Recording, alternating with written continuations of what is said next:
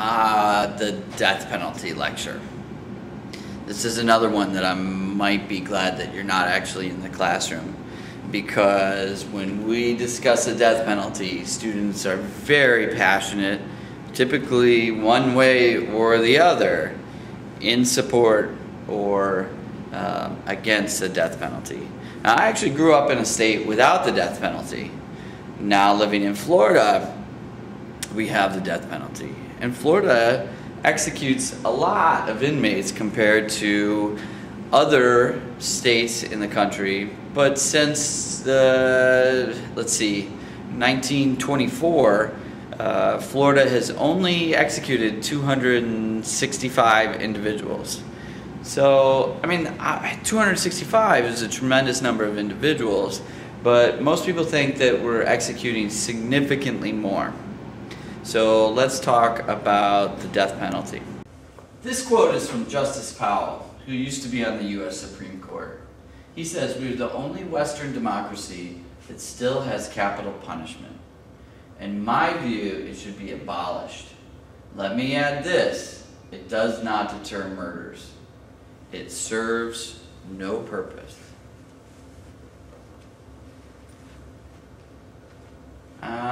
Since the 1930s, Gallup polls have been asking Americans, are you in favor of the death penalty for a person convicted of murder? The percentage of Americans that believe in the death penalty fluctuates. However, it's typically around 50%. In 1966, we had a low of 42%. In 1994, we had a high of about 80%. But things do fluctuate. More recent public opinion on the death penalty has been stable, with about 66% of Americans supporting the death penalty. Now, support for the death penalty is typically expressed as one of these four things, or combinations of them. People may, in fact, bring religious beliefs into this. An eye for an eye and a tooth for a tooth. As a side note, you know what Gandhi said in response to an eye for an eye and a tooth for a tooth? That just leaves a lot of blind, toothless people around. But people will say that the death penalty honors God. And so in the book of Revelation, it says, "He that leadeth into captivity shall go into captivity. He that killeth with the sword must be killed with the sword. Here is the patience and the faith of the saints." All right, I'm not going to have a religious debate with you on any of this. I'm just telling you what people say. It is what it is. The death penalty deters crime. Now, people often use that argument, and they'll say, well, if liberal statistics say otherwise, it's because we don't execute frequently enough in this country. A lot of people will say the death penalty is a good idea because it saves the states so much money. And the next one is that the death penalty saves lives. By executing these individuals, we don't have to worry about them killing other people. Now, I don't care really what your belief is one way or another. I'm not here to persuade you into believing in the death penalty or not believing in the death penalty. All I want you to do is know some facts regarding with the death penalty. Unfortunately, a lot of the facts are in contradiction to some of the things that we use as typical support of the death penalty. George Bernard Shaw. "It is the deed that teaches, not the name that we give it. Murder and capital punishment are not opposites that cancel one another, but similars that breed their kind." Do you believe that?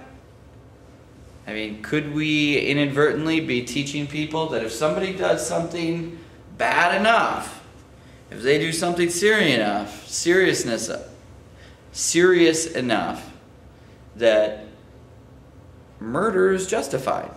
Is murder the same thing as capital punishment? George Bernard Shaw would say yes. Now, in the United States, we have had periods of time where we have not had the death penalty at all. In the case of Furman v. Georgia, the U.S. Supreme Court in 1972 held that capital punishment was unconstitutional and struck down state death penalty laws nationwide. So in 1972, we no longer had the death penalty in this country. And that stood for about 4 years. In 1976, the Supreme Court overturned Furman and upheld the constitutionality of the death penalty in the case of Gregg v. Georgia. This figure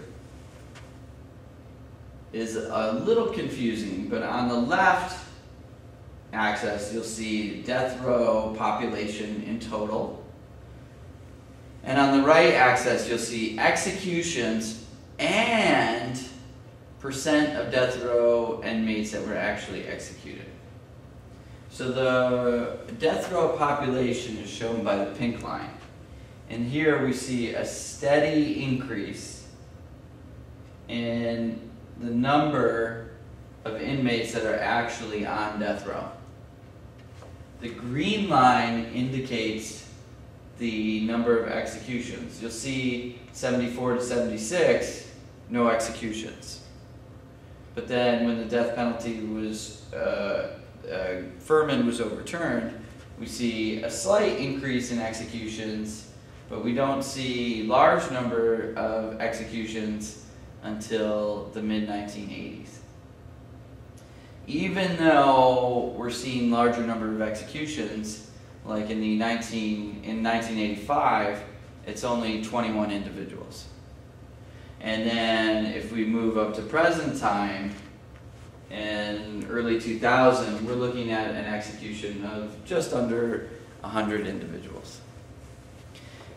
Now, even though we've had this soaring population, and this mirrors the increase in prison population in the United States in general since 1974, the percentage of inmates that are actually executed has remained relatively stable. So the percentage of people that are on death row that actually are executed has stayed stable, although it looks like we're increasing larger, like the number of individuals that are being executed is increasing, the percentage is staying stable. Here's something that you might not know. The executioner is actually a private citizen who's paid $150 per execution. And state law allows for their identity to remain anonymous. Would you want to become an executioner? What is the cost of the death penalty? Well, a lot of students say it makes sense to just execute people because it's going to save so much money in the long run. Well, in Florida, to incarcerate somebody for a year costs approximately $20,000. So if you take that out to 10 years, that's $200,000. To 20 years, it's $400,000. 40 years, we're at about $1 million. But at the trial level alone, a death penalty case is a lot more serious than a life in prison case. And the trial alone is estimated to generate roughly $500,000 in additional costs to the prosecution and the defense over just trying someone in the same case without a death penalty. This is for a murder case. And Costanzo in 1997 reported that in total an execution cost the states about $2 million more than imprisoning an inmate for life. You got to think about like the facilities that are required in a death penalty state. So like the execution facilities, the people that run and maintain those facilities, even though we're not using them very frequently, still it costs a tremendous amount of money just to keep the facilities. And then think about the trial. So it's generating all these additional expenses that people might not think about. We could just keep those people in prison for the rest of their lives for a lot less money. Here's the cost broken down. About $20,000 a year for imprisoning somebody in the state of Florida. A majority of the expenses are for security. I mean, that makes sense. And then the next major expense is medical. Food only makes up a small percentage. So it's just kind of interesting to look at.